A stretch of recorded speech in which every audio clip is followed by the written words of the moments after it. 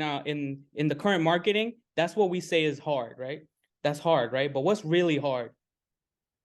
Like, okay, let's say you get older, you start to mature, and I start to think, maybe doing drugs isn't hard. Maybe getting into fights over nothing isn't hard. Maybe, right? So then what is hard? What's hard? I mean, it's a rhetorical question, bro. You don't gotta answer it. I'm saying what is hard? Is standing up to people who hurt others. Is that hard? Is exposing bad deeds of others, is that hard? The industry is hard.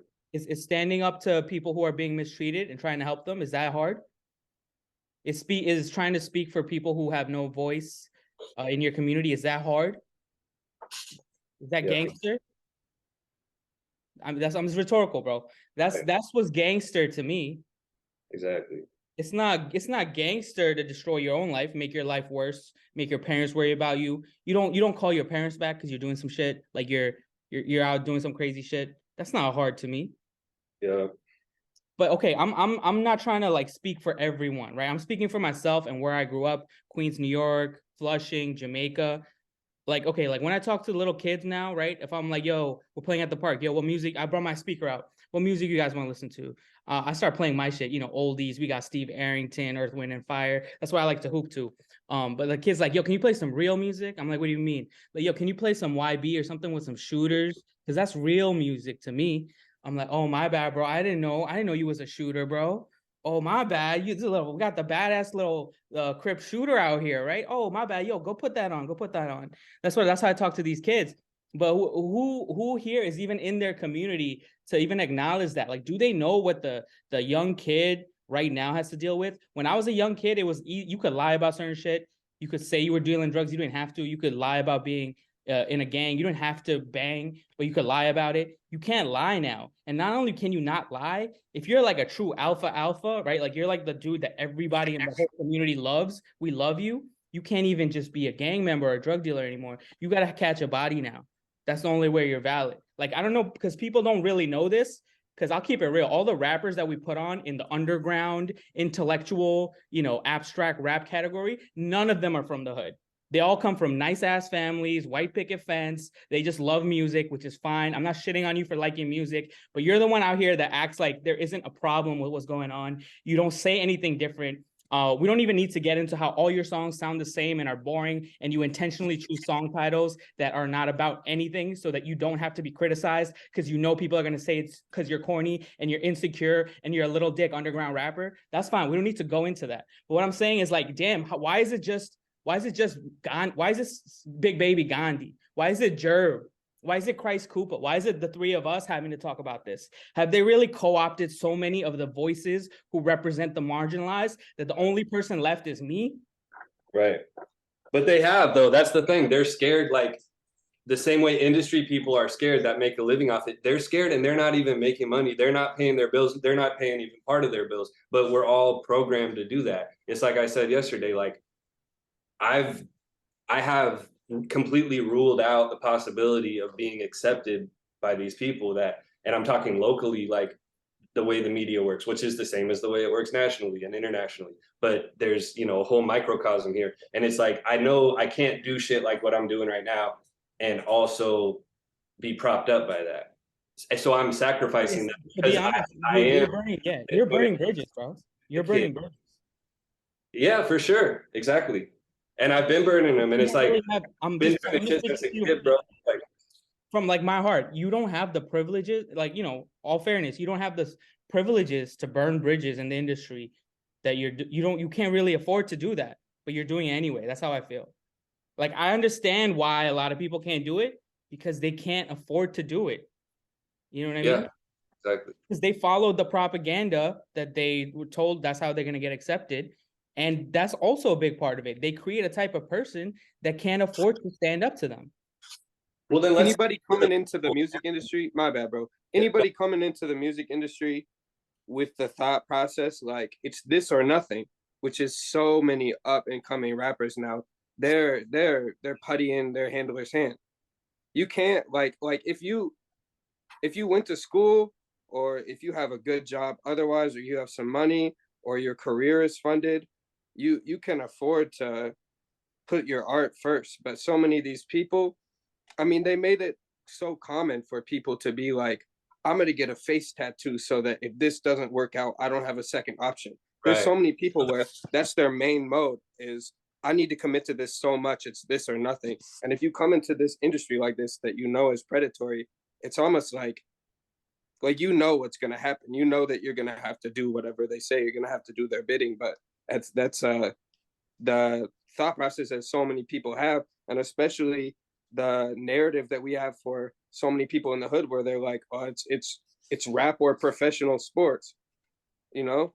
So it's like that you're easily manipulatable if you don't have your own money and you didn't secure any sort of future for yourself, because you really can't afford to put your art first. And it was never about the art in general. You just wanted to get rich and get money. So a lot of these people, and I understand why they don't burn these bridges. I don't even want to blame the rappers, because half the time, like, I understand the position they're in, especially when they already took an advance and they're in debt to their label.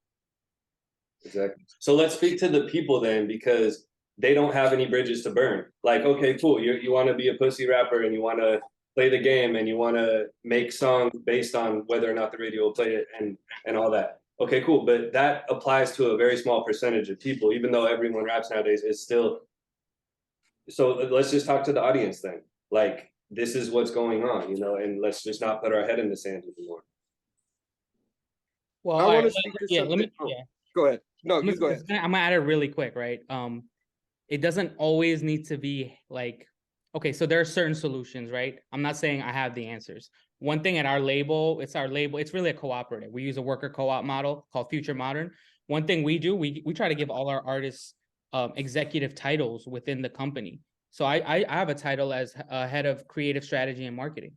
We just gave someone else the title of head of youth outreach, right? So we give them titles. So the 3-4 years they spend making music, they also have something to put on their resume. So let's say they get tired of music, right? Now they can, you don't have, it might not be universal. It might not be Universal Music Group, right? But maybe there's a local record label. You go up to them. Hey, I actually have experience. Check out my resume. This is my CEO. I'm actually tight with my CEO. You could go call him. You get my references. You know, here's my analysis. We help them. That's how I'm trying to look at it to help people, right? But do you ever see any major label doing anything like that? Do you ever once see labels planning for these rappers' careers after they hit it big? Like almost every single time rappers get signed in the peak, maybe some of them get a lot of promotion, but every other rapper who gets signed, they get signed in the peak, and then they under promote their project so that you know, they don't have, if they don't cash out, then they still have the debt and they can hold on to that.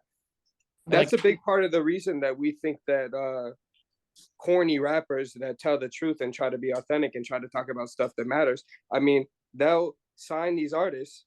They have these bigger artists, these ignorant artists. They have the bigger ones on their label too. So they under promote the corny shit. So that just pushes the narrative that like, oh, this shit flops. This rapper sucks. Nobody's listening to their shit. But it's like the labels are under promoting them on purpose. They buy them out and then they shelve them basically. Yeah. And they've been doing it for so long.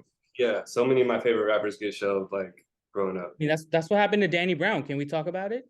Yeah, he just came out too recently about it's like he said he's in 70,000 in debt to his label. That's what he said. Exactly. And Well, that's predatory lending. That's predatory lending. That's the same system that's used to conquer, you know, these so-called third world nations with predatory lending. And it's happening right here to people only in poverty, bro. And we need to call it out. We need to expose the industry. Fool's Gold isn't even a major label like that. Like, yo, Jirb, like what's the thing that they did with Danny? Like, because he did create some albums, right? Like they signed him at the top. What happened? They just under promoted everything. Like I was saying, I mean, Atrocity Exhibition fought because he just didn't get the promotion that he needed from the label. The label can pour money into his advance and tell him to spend it recklessly, knowing he'll have to pay it back, but they don't want to spend the money on promotion. And they charged him $50K. He said they charged him $50K for mixing and mastering too. And SoundCloud just released a UI that does it for $10. So they're just pilfering. They're just stealing money. Right. So well, I don't want to get into it, but like the engineers and the stuff they paid, like that, they're on their books too. So they got their friends paid. Exactly. Yeah. So they went into Danny Brown's pocket to pay their friend that they like. That's what I'm saying about sample clearances, right? So if half of the budget, I think Danny Brown said this, is that maybe it wasn't just mixing and mastering, it was sample clearance, if I remember correctly, or maybe I'm mixing that up with No, something else. it was both. So he That's had a to. huge thing. Like, I mean, even going back to the search thing, Jay said, I know who I paid, Searchlight Publishing. So if sample clearance is most of a record's budget, which in hip hop has been the case, and think about that, hip hop is the one genre where it was built off sampling, it was built off vinyls and DJing. So if your budget consists of clearing samples, that means your budget's going to other record labels, which are also, you have to pay that back. Think about how much slavery that is. If you get $100,000 advance and they give you that, and we put the record out, you have to pay it back. And all the budget from the record is about clearing samples, which stays within the industry. It doesn't go to the artist. You might pay $70,000 to clear a Whitney Houston sample, and it doesn't go to her. Maybe a fraction does off royalties or whatever, but it's so whether or not it's the same label or not, this system is set up to where all the money is funneled out of the community into It's the artist that generates the wealth. The artist ownership. generates the wealth, and they dig into their pockets, right? My thing is, I understand how business works. I'm not gonna inherently say there's something wrong with that as a wealth generator, right? But my issue is this happens so often, and it's almost always because the artist has someone around them that says, "Trust me." And what are they supposed to do? Are they supposed to not? You know what I mean? And like real talk, you're on tour all the time. I'm not blaming them, but a lot of people on drugs when they're on tour, they're not thinking about stuff like this. They're not trying to read their contract. I'm not trying to put the blame on them, right? What I'm saying is this happens so often, yet we can't talk about that. Let's, like you're saying, let's take the race out of it. We can't talk about how they're exploited. Real talk, like my generation, the generation right after me, think about how much culture rap music and hip hop gave you, right? I'm gonna keep it very real, okay? Rap taught you how to talk, how to walk, how to move so that you could get pussy. And what do you do to it? What do you do when someone says they need help? Like, yo, bro, this thing that got you pussy, you remember that time I got you pussy, bro? I need some help right now. Can you retweet my post? Oh, no, I'm not going to do all that, though. I'm not doing all that, though. So that's really my issue with this. Like, do you care about marginalized people or do you not?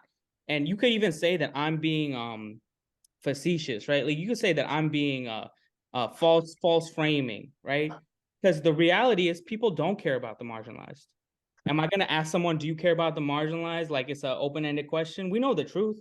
People don't care about marginalized people. They don't care about Black people.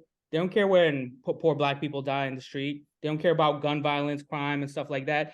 Let's talk about liberals. You can't even say that crime is bad in New York because of liberals. Can you imagine that? And they run all the rap media in the city. But you can't even say that crime is bad. Bro, do you live in the hood? Do you know who's responsible for these shootings? They're all 14, 15 years old.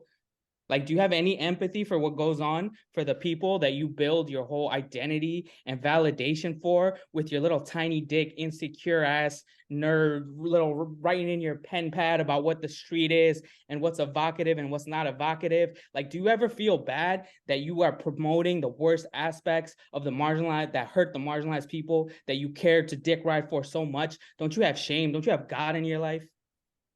I'm And then sorry. we blame the rappers like they're not putting money in their community. But like you said, they're spending so much money on samples. They're spending so much money on features because everybody needs features now. And then what do they tell them to do with the rest of their advance? They tell them to spend it on depreciating assets so that they can look like they're popping. So it's like they don't even have money like that to put into the community. Right.